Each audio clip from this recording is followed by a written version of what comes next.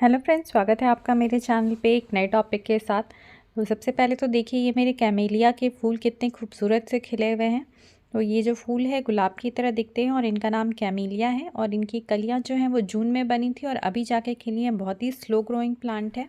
और इधर देखिए मेरे पेटूनिया के प्लांट्स ये सितंबर से मुझे लगातार फ्लावरिंग दे रहे हैं। इनको भी मैंने प्रून करके और फिर से फर्टिलाइज़र दिया था, तो इनमें न्यू ग्रोथ शुरू हो गई और फिर से ये भर भर के फ्लावरिंग देने लगे।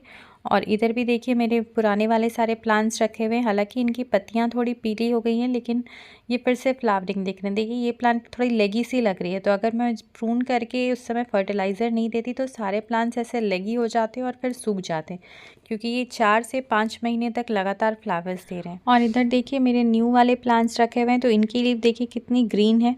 और ये देखिए मल्टी पेटल पिटूनिया का एक लाइट पिंक कलर बहुत ही खूबसूरत सा खिला हुआ है और एक रेड कलर में है। और एक ये देखिए एक नया कलर निकला है पिंक वाइट का। और एक गुलदाउदी के प्लांट पे मैं आपको दिखाती हूँ। ये देखिए इसमें जो कलियां हैं, देखिए रेड कलर की कलियां बनी हैं और फूल जब खिल रहे हैं तो इस तरह से रेड कलर के खिल रहे हैं और उसके बाद धीरे धीरे ये ऑरेंज और फिर देखिए इनकी जो पंखुड़ियाँ हैं ये खुल के येलो हो जाती हैं। तो ये इनकी सेकेंड ब्लूमिंग है। फर्स्ट ब्लूमिंग इनकी येलो ही थी। तो एक ही प्लांट में 3 कलर के फूल नज़र आ रहे हैं।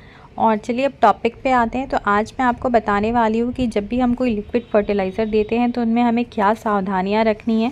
वो हम बहुत सारे वीडियोस ऐसे देखते हैं या जानकारी कहीं से लेते हैं कि हम किस तरह से घर में ऑर्गेनिक लिक्विड फर्टिलाइज़र बना के यूज़ कर सकते हैं, लेकिन यूज़ करते वक्त हमें कुछ बातों का ध्यान रखना बहुत ही ज़रूरी है, नहीं तो वो हमारे प्लांट्स को नुकसान भी पहुँचा सकता है। तो आज मैं आपको कुछ वैसी ही कुछ बातें आज बताने वाली हूँ। तो सबसे पहली चीज़ है कि फर्टिलाइज़र का क्या यूज़ है, उससे क्या फ़ायदे होंगे, किस सीज़न में हमें कौन सा फर्टिलाइज़र यूज़ करना है, इसकी जानकारी होनी बहुत ही ज़रूरी है।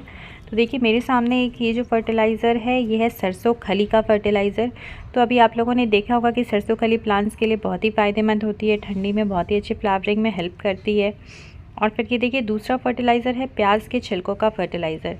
तो इसके बारे में भी आपको जानकारी होगी कि ये प्लांट्स में फ्लावरिंग और फ्रूटिंग में बहुत ही हेल्प करता है। तो सबसे पहली चीज़ है कि क्वांटिटी फर्टिलाइज़र की, कौन सी फर्टिलाइज़र हमें कितनी क्वांटिटी में लेनी है। तो देखिए मैंने जो फर्टिलाइज़र लिया है ये बहुत ही कम क्वांटिटी में लिया हुआ है। तो मेरा जो फर्टिलाइज़र था वो काफ़ी दिनों पुराना था। काफ़ी दिनों से मैंने इस प्याज के छिलके को फुला के रखा हुआ है, लगभग 20 से 25 दिन हो गए। और देखिए ये सरसों खली का भी जो फर्टिलाइज़र है ये 10 दिन पुराना है। तो ये काफ़ी ज़्यादा स्ट्रॉन्ग हो गया है, इसलिए इसकी क्वांटिटी हमें बहुत कम रखनी है। और फिर सबसे इम्पॉर्टेंट है इन्हें डाइल्यूट करना, क्योंकि मेरा जो फर्टिलाइज़र है बहुत ही ज़्यादा कॉन्सेंट्रेटेड है। अगर मैं इसी रेशियो में इसे डालती हूँ तो ये प्लांट को फ़ायदे की जगह नुकसान पहुँचा देगा। तो फर्टिलाइज़र चाहे ऑर्गेनिक ही क्यों ना हो, घर का ही क्यों ना हो, इसे डाइल्यूट करना बहुत ही ज़रूरी है। और अगर आपके फर्टिलाइज़र को सिर्फ 2 दिन हुआ है तो थोड़ा कम पानी भी मिला सकते हैं। और किस प्लांट में हमें इसे देना है वो भी जानना बहुत ज़रूरी है। किस प्लांट को किस फर्टिलाइज़र की ज़रूरत है और किस सीज़न में देना है। सरसों की खली हम कभी भी बरसात में नहीं देंगे और गर्मी में हमें इसे एकदम डाइल्यूट करके यूज़ करना है।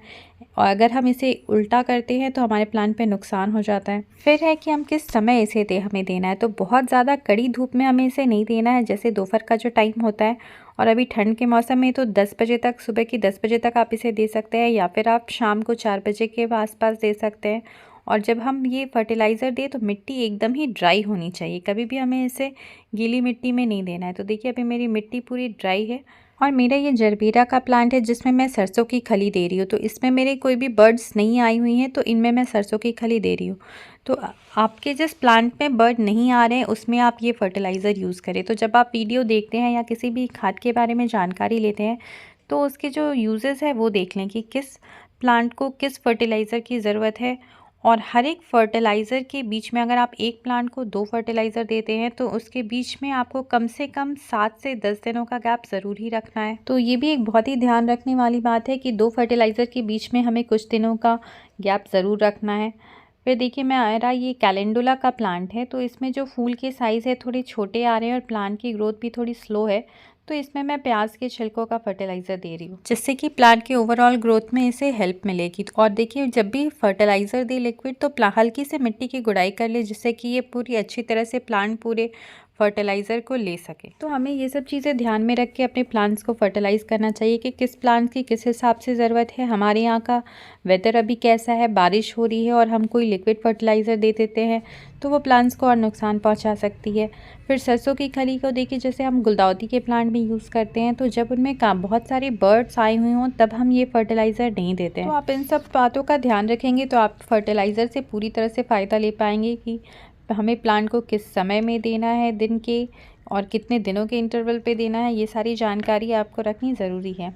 तो वीडियो अगर अच्छा लगा हो तो लाइक और शेयर ज़रूर कीजिएगा। चैनल पे नए आए हैं तो सब्सक्राइब भी कर दीजिएगा। Thank you for watching.